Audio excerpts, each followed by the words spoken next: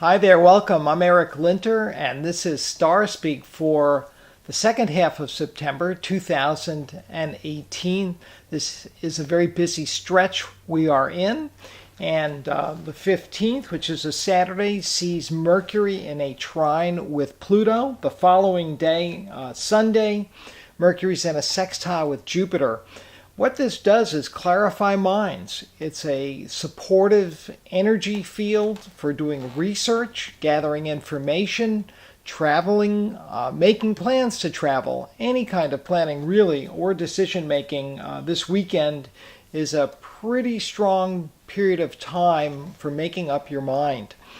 On Sunday night, there is the first quarter moon in Sagittarius, and this can throw some wrinkles into anything from a conversation to the plans you made during the morning. So a little bit of flexibility may be necessary. Rethinking is probably a good idea as the week of the 17th begins, because on Tuesday the 18th, Mars forms an explosive square with Uranus.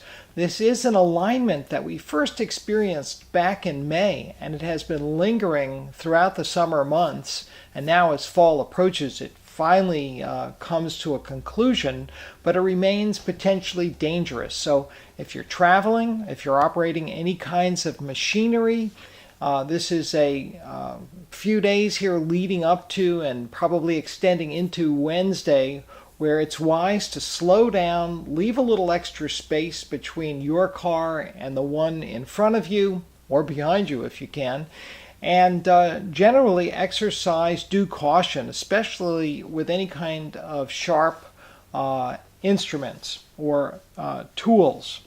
Likewise, impulsive actions and overly aggressive statements can lead to problems. So you just want to cool your jets, try and be gentle, and harness this energy as well as you can.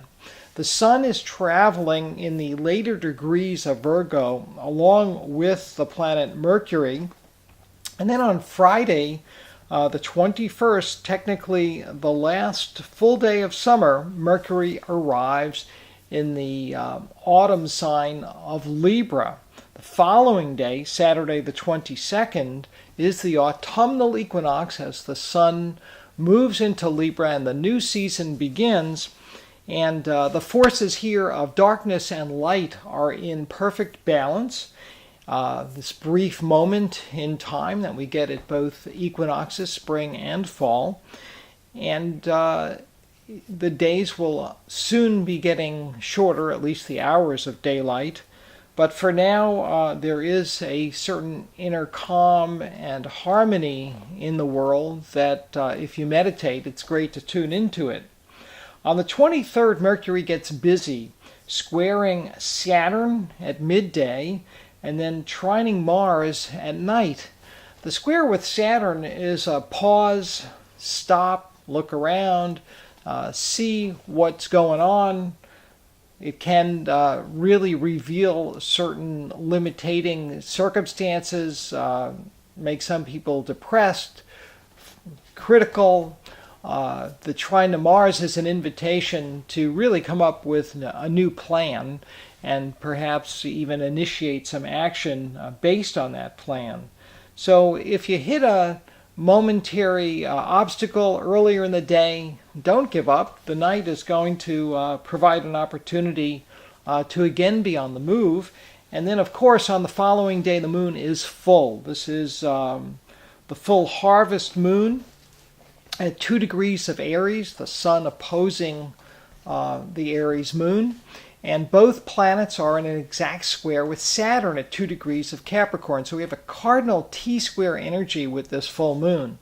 And this can be very motivating, but again, the energy needs to be directed carefully, and people's feelings and needs need to be taken into account. Pragmatism certainly is something that Saturn in Capricorn knows well, but we're striving here to achieve some kind of working relationship with partners, balancing individual needs with the greater good. And this full moon actually will be exact at 10:52 p.m. here on the east coast of the United States. And I encourage everybody certainly to enjoy the moonrise. But again, we're looking at the sun in a testing angle with Saturn, an aspect that's exact the following day, Tuesday the 25th. And this sense of decision, being at a crossroads, really accompanies both days, the full moon day of Monday and continues into Tuesday. Don't do anything rash. You may realize it's time to end certain commitments and focus more fully on other relationships. That's fine. That's a natural part of Saturn, a planet associated with endings.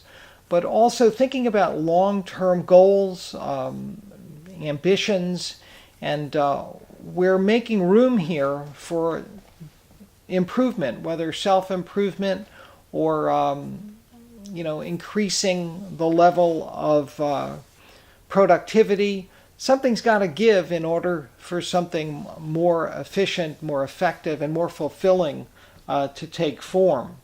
The sun in Libra forms a trine to Mars in Aquarius on Thursday the 27th, and this is really a fabulous planning day, networking day, a wonderful time for meetings. There may be some friction between partners, financial matters could be an issue, but with a degree of visionary shared ambition and hopefully agreement, people who come together on Thursday the 27th can get their minds and hearts on the same page and again position themselves to succeed.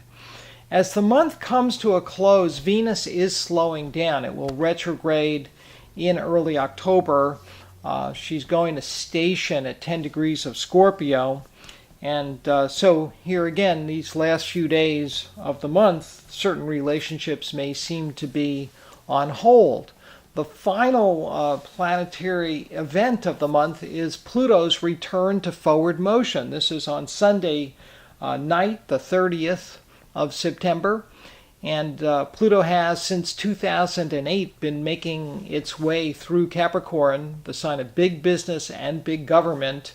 And here we're expecting more revelations of abuses of power. We might see this in any of our institutions, and we just have to be on our toes and open-minded and really, the old follow the money rule certainly applies with Pluto in this sign of ambition and commerce. So be open-minded and, reach your own conclusions, but common sense can go a long way towards making sense of what's going on in the world around us. It doesn't have to be very convoluted and fancy. Pluto has a way of pointing a spotlight onto things that ordinarily are kept under cover.